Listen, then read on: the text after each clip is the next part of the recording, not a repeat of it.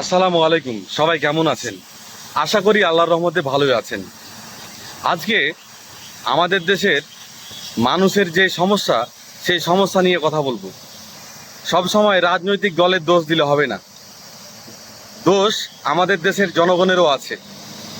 বাংলাদেশের মানুষ যতটা না একজন বাংলাদেশি হিসাবে প্রাউড ফিল করে, তার চাইতে বেশি বিভিন্ন দল এবং মতে বিভক্ত হয়ে সেই দলের সমর্থক হিসাবে নিজেকে ভাবতে স্বাচ্ছন্দ্য বোধ করে, বা সেটাই প্রাউড ফিল করে যে আমি আওয়ামী লীগের সমর্থক, আমি বিএনপির সমর্থক, বা আমি জামাতের সমর্থক। আসলে আমরা দল করতে গিয়ে অন্ধভক্তে পরিণত হই, যার কারণ রাজনৈতিক দলগুলো অবৈধ ফায়দা লুটার সুযোগ পেয়ে যায়।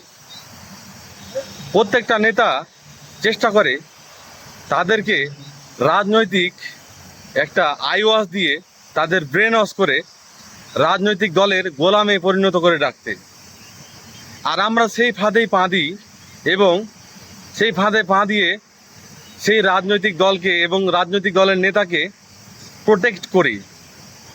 আমাদের প্রোটেক্ট করার জন্যই এরা এত দুর্নীতি, অর্থ পাচার, গণহত্যা, নানা ধরনের অনিয়ম অপকর্ম চালিয়ে যেতে পারে। এর জন্য দায়ী হচ্ছি আমরা সাধারণ মানুষ। আমরা সাধারণ মানুষ যতদিন ঠিক না হব, আমাদের দৃষ্টিভঙ্গি যতদিন পরিবর্তন না করব, আমাদের বিবেক দিয়ে যতদিন ভাবা না শুরু করব, আমরা দলের অন্ধভক্ত না হয়ে দেশের কথা চিন্তা না করব, ততদিন পর্যন্ত দেশ সংস্কার সম্ভব নয়।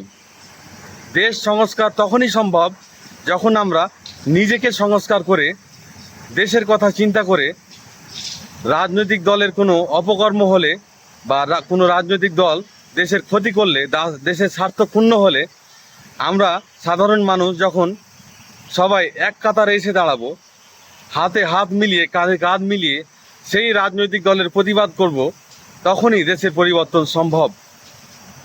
আমরা যদি অন্ধভক্ত হয়ে কোনো রাজনৈতিক দলকে বা নেতাকে প্রোটেক্ট করি, তাদের খারাপ বিষয়গুলো চেপে রাখি, গোপন রাখি, এবং শুধু অন্যের দোষ খুঁজে বেড়াই, কখনোই দেশ সংস্কার সম্ভব না।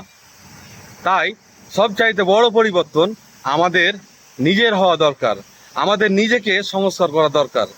এই কথাটি বলেই আমার কথা শেষ করছি আজকের মতো।